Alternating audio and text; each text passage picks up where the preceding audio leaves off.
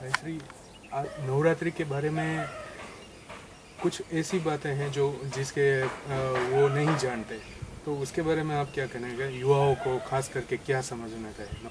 वैसे भारतीय परंपरा में वर्ष में 4 नवरात्रि का विधान है। उनमें से एक चैत्र वाली नवरात्रि और शारदीय नवरात्रि, ये वाली, उसका विशेष महत्व है।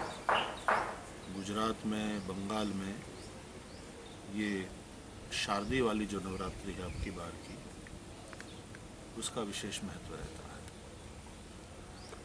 जिस प्रकार वर्षा के दिनों में वातावरण ऐसा हो जाता है कि उन दिनों में यदि आप जितना बुआई करें और खेती करना चाहें तो उसका अच्छा फल मिलता है।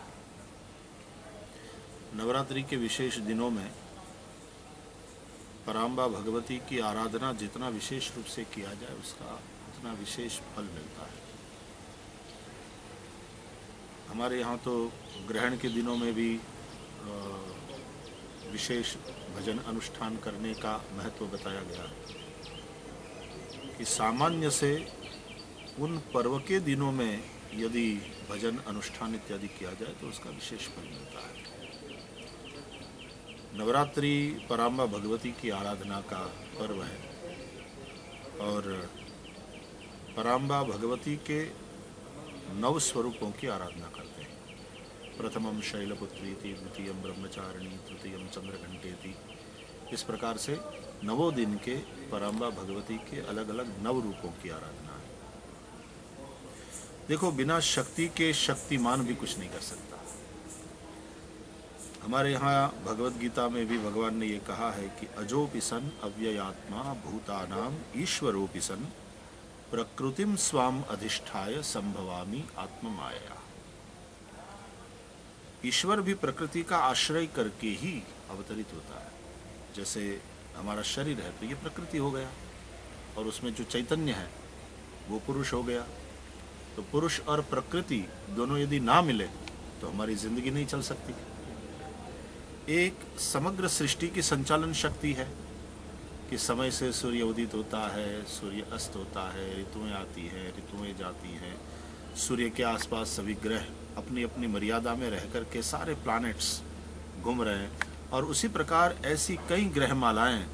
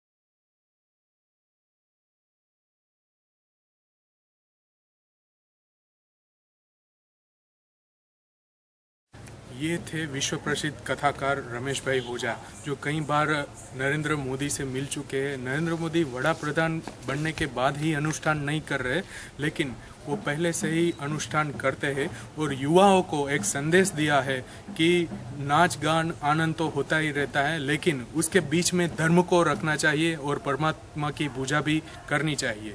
निमेश Gondaliya, Porbandar, channel 1। Thank you.